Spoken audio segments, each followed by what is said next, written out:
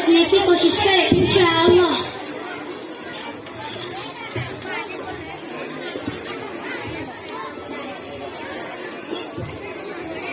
अस्सलामुअलैकुम। वालेकुम अस्सलाम। बहुत दिन हो गए, मुलाकात नहीं हुई। बैठो बैठो।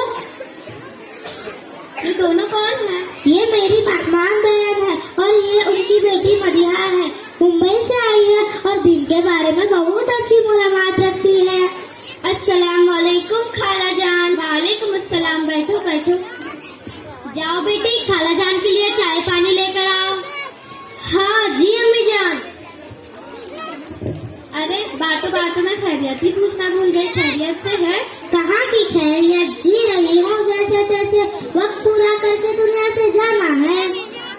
अरे आपा जान, अल्लाह ने आपको क्या कम दिया है? शादाबाद घर दिया है और बेटे की भी अच्छी नौकरी है और चांद जैसी खिदमतगुजार बहू है।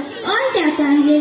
खामोश रहो, मेरा मुंह न खुलवाओ। कैसा बेटा, कैसी बहू। इनको तो बूढ़े लोगों की जरूरत का एहसास ही नहीं कि किस हाल में है, तबीयत कैसी है, क्या खा रहे हैं, किसी को फिक्र नहीं।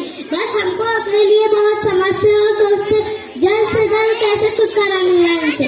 और बहू रानी का तो पूछो न, नवाबजादी की तरह रहती। ना घर की सफाई, ना नाश्ता, ना चाय। ये सारी बातें बड़ों के सिखाने से आती। लगता है उसको कुछ भी न सिखाया गया। और क्या बताऊं बहन, जब अपने मायके का कोई घर आ जाता तो उसकी देखभाल में बिछी बिछी जाती। जब हमारा कोई आता तो कुछ भी परवाह नहीं। न देने के लिए हाथ बढ़ते, न बनाने के लिए पैरा उठते। नाटक शुरू हो जाता। कभी सर में दर्द, कभी पेट में दर्द, कभी यहाँ दर्द, कभी वहाँ दर्द। तबीयत ठीक नहीं है। खाने का हाल तो पूछो न को। चाय बनाएगी जैसे काली अम्मास की रात, दाल बनाएगी जैसे तालाब का गंदा पानी, और चावल ऐसे जो खाए उसके पेट में दर्द हो जाए। और हर 2 दिन के बाद मायका याद आ जाता। जाके माँ के बल्लू से बन जाती, आने का नाम नहीं लेती। अरे आपा, जब आपकी वो इतना सब करती है, आप कुछ बोलती क्यों नहीं? देख बहन, मैं बोलते बोलते तब आ चुकी हूँ। अब कुछ बोलना मुश्किल हो गया है। कुछ बोले तो हमारे शहजादी के पेशानी के ऊपर बल पड़ने लगते, इसलिए खून के घुट पी के खामोश रहना पड़ता। अरे बदून, मैं तो तुम्हारा चाय पिलाना ही भूल गई। चलो सिट आउट में बैठ के चाय पीते हैं।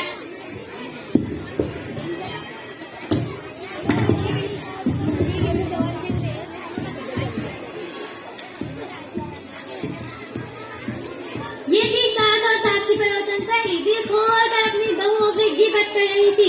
अल्लाह माफ फरमाए, कितनी बुरी हालत है। आइए देखते हैं बहुओं को कि अपने सासों की कैसी तारीफ करने आती है।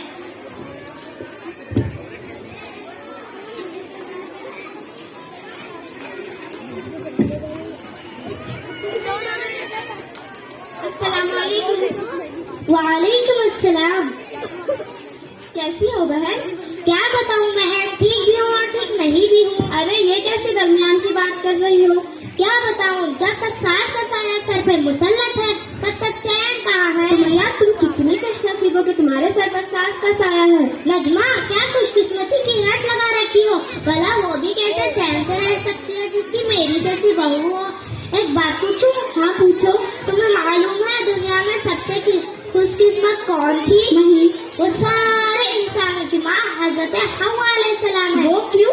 क्योंकि उनकी कोई सास और ननद नहीं थी। सुमैया, तुम अपनी सास से इतना परेशान क्यों हो? वो सास नहीं, परेशानी का घर है। जब देखो नाक चढ़ाए मुसल्लत रहती है।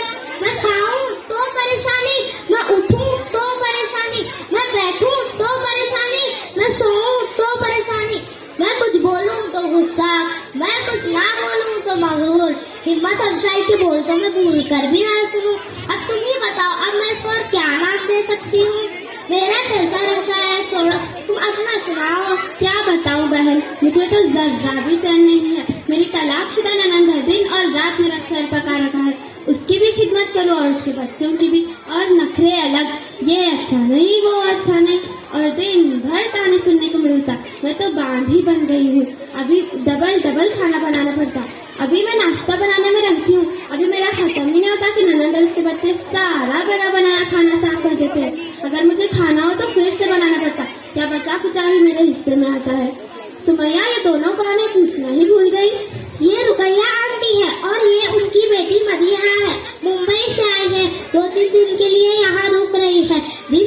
में बहुत अच्छी मालूमात रखती है और पढ़ी लिखी बहन है। माफ करना आंटी, हमने ध्यान नहीं दिया। हाँ, कोई बात नहीं। सुबह से घर में हूँ, एक बात देख रही हूँ, हमारी जुबानों पर दूसरों की शिकवे शिकायत, दूसरों की ग़ीबत बहुत ज्यादा हो गई है और जुबान के गुनाह तो हम कसरत से कर रहे हैं। अल्लाह ही हमें माफ फरमाए। और हम और औरतों की बहुत बुरी आदत हो गई है, जहाँ दो चार जमा हो गई, दूसरों की तस्करा, दूसरों की चुगली हमारी तबीयत का हिस्सा बन गई है। महज वक्त गुजारी के लिए वही बात करना शुरू कर देते हैं और उसके नुकसान का जरा भी अंदाजा नहीं।